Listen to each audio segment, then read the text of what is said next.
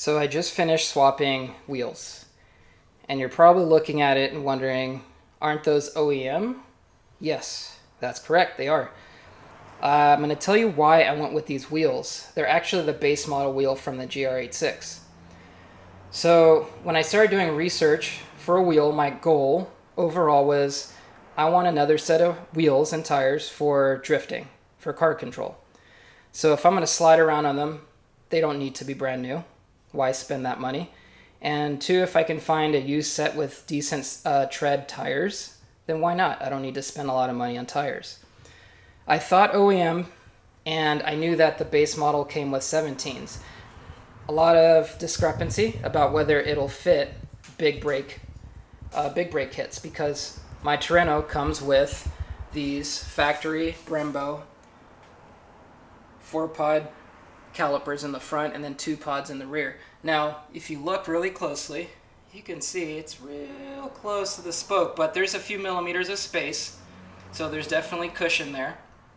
And we all know when there's enough load, if you didn't know, if there's enough load on metal, it can actually flex a little bit. So there's space for that.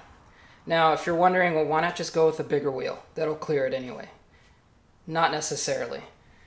What it comes down to is it doesn't matter what the size of the diameter wheel it is. It actually has a lot more to do with the offset. Offset matters. So offset is basically the distance between the face, the inner face of this wheel, to where it meets the hub. It's the distance. Now, offset matters if you want to clear things like that, but also the design of the spoke.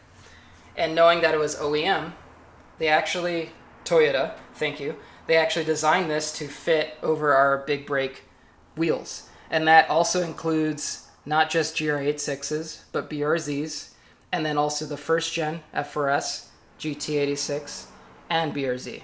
So all of those OEM 17-inch wheels can actually fit over these OEM big brake Brembos. So bonus for you guys. So if you're searching for whatever wheels just to beat on and you don't care the condition on them, you can get them for real cheap if you can find them.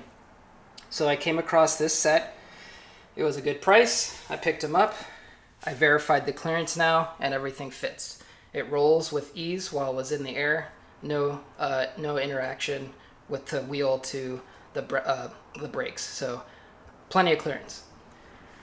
Now, the other reason, because OEM's OEM, everything fits, I also went with OEM because of the tire size.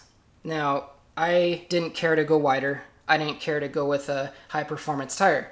Because I'm going to drift them or slide around, it's essentially going to just burn up tire. So I don't need to spend a lot of money there. They're also going to get dinged up because you're going to beat on them. The other reason I didn't want new. So why spend the extra money? Other thing about size is the Trueno comes with 18-inch wheels. It's a different size tire. These come with a 17-inch wheel. Also a different size tire. But I'm not talking about width. Now if you look here, you can see this is a 215 45 17. So this is, again, OEM tire and wheel size for a base model GR86. Now my other wheel is bigger, right? Let's go over there.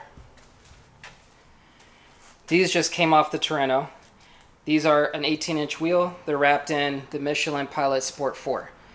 It's a higher grip tire, and it's definitely has more performance than the Primacies or the Prius tire. But there's a big difference.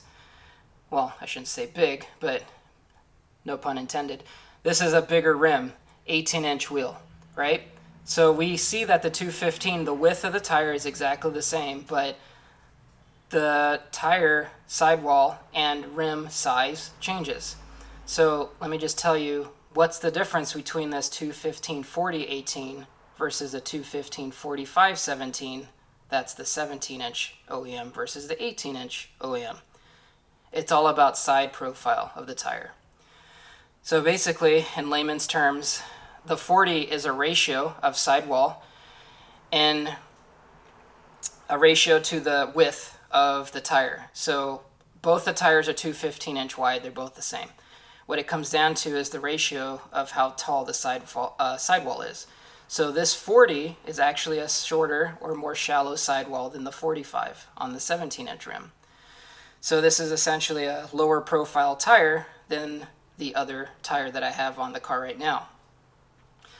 So this 40-18 versus the 45-17, the reason I also did this, because I said OEM's OEM, the diameter is the same from top to bottom. Why did I do that?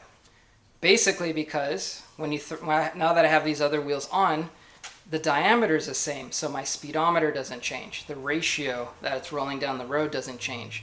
I wanted it to keep OEM. Yes, I could have done that aftermarket. I could have matched the right tire to the right wheel, the right offset, and all that stuff. But at the end of the day, I didn't want to spend brand new wheel and tire money. And I also knew that fitment was going to work after I confirmed the research. And I confirmed that today. So budget is another budget route. If you're interested in some OEM wheels just to slide around on, the 17s will work, whether you have the big brake kits or not. Now, when it comes to aftermarket, I'm not sure. I don't know if they're exactly the same, but I guess you can always call up Brembo and confirm with them, or send them an email or contact them somehow, see if they give you a response. But for all intents and purposes, this fits my needs. I wanted a budget tire that I can beat on and slide around on. They can get dinged up, scratched, burned through tires, no issues, and then I'll just throw on another set of cheap tires on there and continue doing the same. And I'm doing this because, one, I want to learn how this car slides on a low grips higher setting, because when I plan to go to the track next year with 8.6 Cup, I'll have a better understanding of how the car drives when I put a grippier tire on there. And when you throw grippier tires on there and you understand car control and the dynamics of your car, you can actually drive the car faster with the higher grip levels. It instills a lot more confidence in your driving. So I'm actually planning to do some car control or drift videos for you guys, introduction to different approaches and how to drift, basically different skill sets. So all of us enter into sliding, all of us want to get into drifting that are interested, but we don't necessarily know how to drift. Well, there's a lot of different techniques and how to do it. Believe it or not, there's several techniques that you can actually get your car to slide. There's many ways to initiate a slide, and that's what I'm going to do a breakdown for upcoming pretty soon. So stay tuned for that. If you guys had any questions about fitment, tire choice, or anything like that of what you just saw, throw it in the comments, because that'll let me know that, I can help you out or maybe offer some more knowledge for you guys, just something that you weren't aware of. But if you did genuinely like it, good. Hopefully it helps you out. If that's something you were looking to do, hopefully this helps you out as well. So stay tuned for the car control videos.